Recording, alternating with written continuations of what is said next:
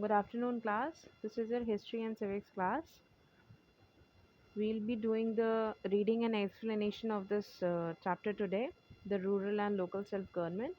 I have already given the exercises and question answers for you to you people to do in your copy, and I think that you have already done the exercises and the question answers. You have done the reading, finished the reading of this lesson. I'll be explaining this lesson once again, and after that, if you have any doubt, you can ask me. Okay. Let's start with the chapter. The study of civics help us to become aware, responsible, and law-abiding citizens of our country. What does the sentence means? This means the study of civics helps us to become aware, responsible, and law-abiding citizens of our country.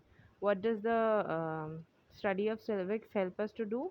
It helps us to become aware of what all things, aware of the responsibilities that we have, and it also makes us aware of all the laws and rules which are to be followed in our country. In the country, wherever in our country India, we have certain rules and regulations that has to be followed by us. So in order to follow those rules, we need to study about the civics, by which we get to know the different rules and regulations. Okay. We enjoy many fundamental rights in our democratic country. As we all know that India is a democratic country. Okay. So we enjoy very many fundamental rights in this country. Okay. We are also expected to perform certain fundamental duties.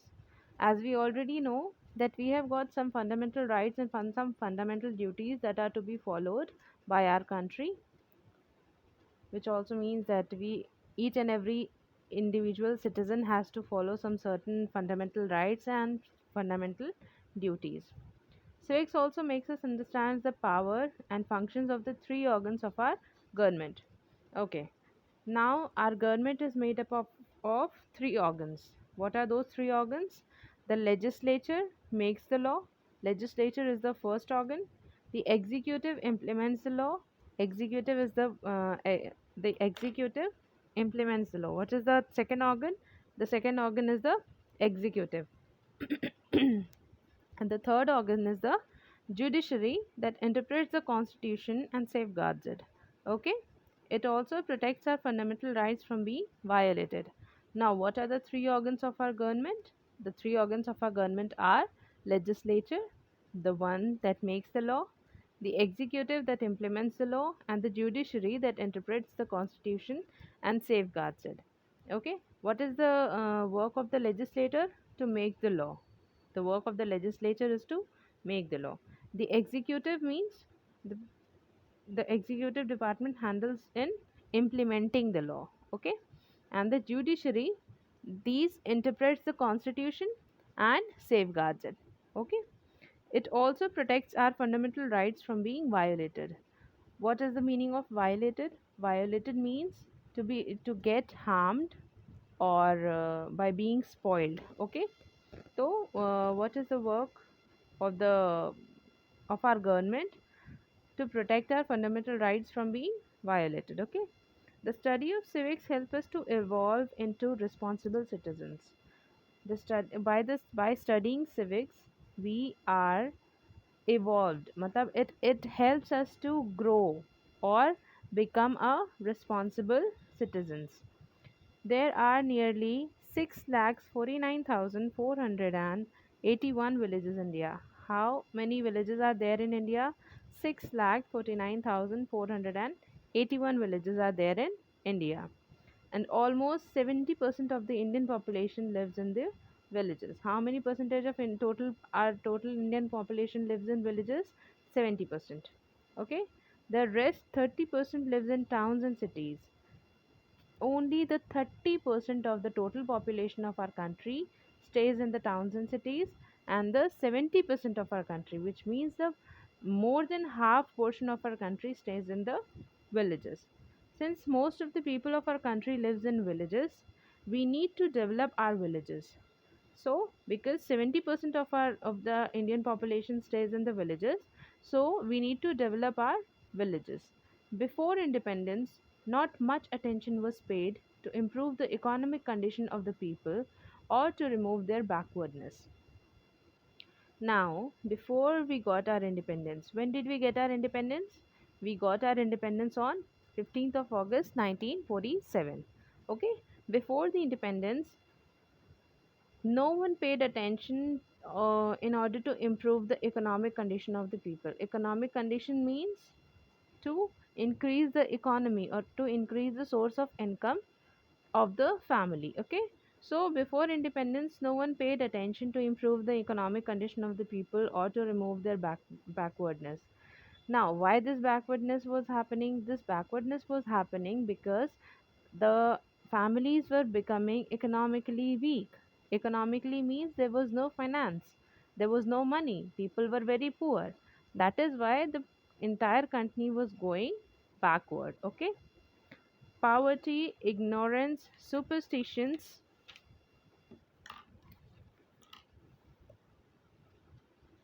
illiteracy, and lack of facilities prevailed in the villages. Now, poverty, ignorance, superstitions, and illiteracy. What does means? What does it these things means? Poverty means being poor.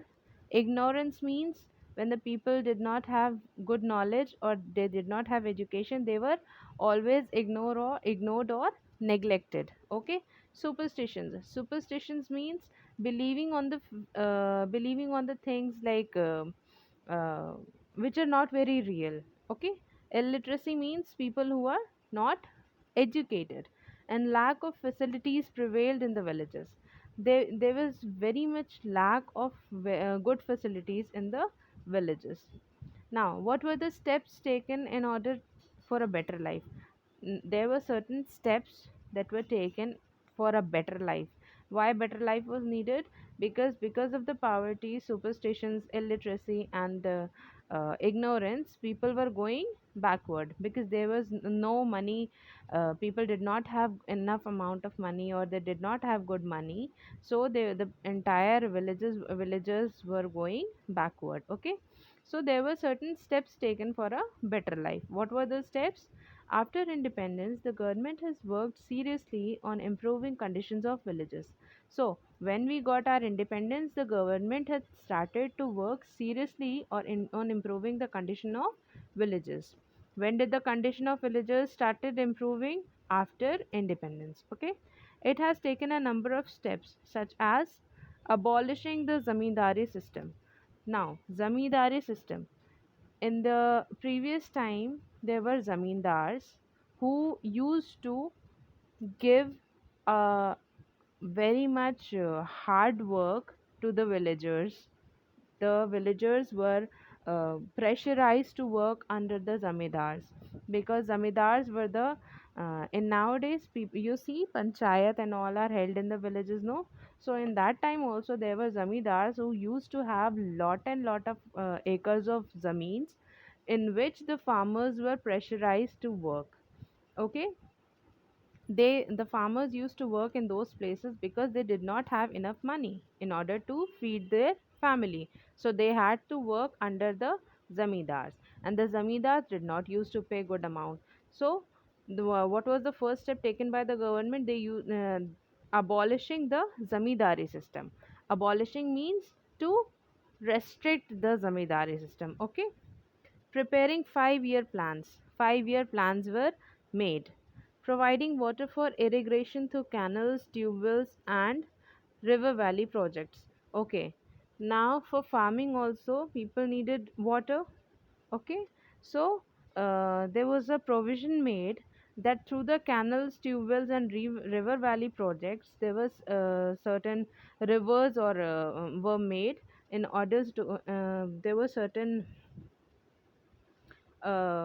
place made from where the through where the water could pass the uh, farming area or the place where the farming was done. Okay, better seeds, fertilizers, and new implements for farming. Okay, now what was the next step taken by the government? The next step was to provide with the farmers with the better seeds. Better seeds means to when they got the better seed, then they could get a good farming product also. Okay, good amount of fertilizer or the good rich fertilizers were given, and new implements or new objects for the farming was given. Great emphasis is laid on spread of education. Now this was the very nice and very important step that was taken. It was the great emphasis was laid on spread of education.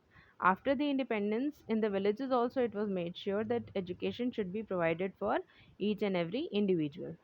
Primary education is free and compulsory for children all over the country. Before the independence, primary education was not necessary. But after the independence, it was made sure that primary education should be given to each and every child in the entire country. Okay, so primary education was made free and it was also made compulsory. In some big villages, efforts have been made to open secondary and senior secondary schools. Okay, in some big villages, it was made sure that the big villages should have senior secondary or secondary schools in the village, at least one or two. Night schools for adults have been opened. Now, there were some night schools or hostels which are open for the adults. Okay, primary health centers run by qualified doctors have been opened in many villages. What does it mean?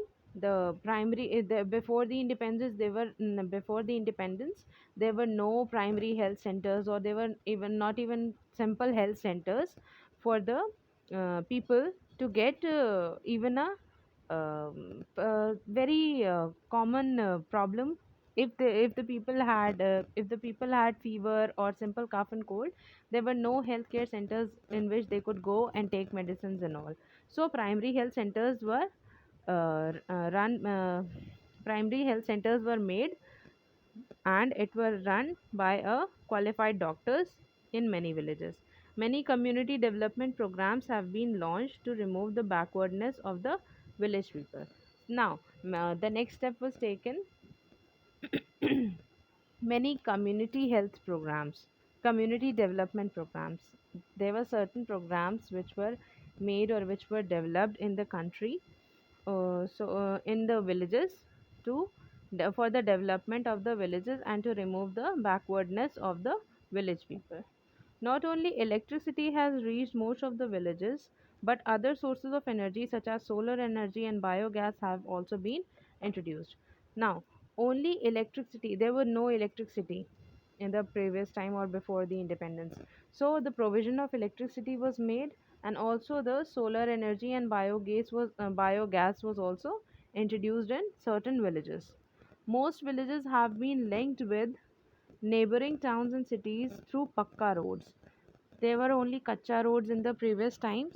So now many pakka roads have been made in order to connect the villages and the cities. The produce of the village can be transported to the markets by trucks, lorries, and tractors. Now you can see that many trucks and lorries and tractors are used in order to bring the vegetables or fruits and many other types of crops from the village to the cities. Post offices and banks have been established in most of the villages. Now, many post office also and the banks are also established in many of the villages. For economic upliftment, the government has started cooperatives and given encouragement to cottage and small scale industries like poultry farming, beekeeping, fishing, etc.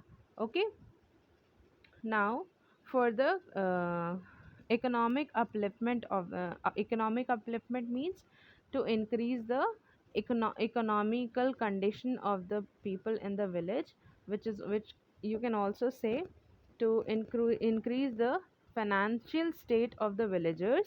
There are certain programs which are being done by the government, and that is they used to the government has given an encouragement to the cottage or small scale industries. Small scale industries are those industries which are done on a small level, okay, which are done on a smaller level, and it also needs less amount to get the business started. Okay, the example of these small scale industries are poultry farming, beekeeping, and fishing. Okay, these were made um, these type of small scale or cottage industries were made very much I mean, sorry, these type of industry were given encouragement, or people were encouraged to start these businesses.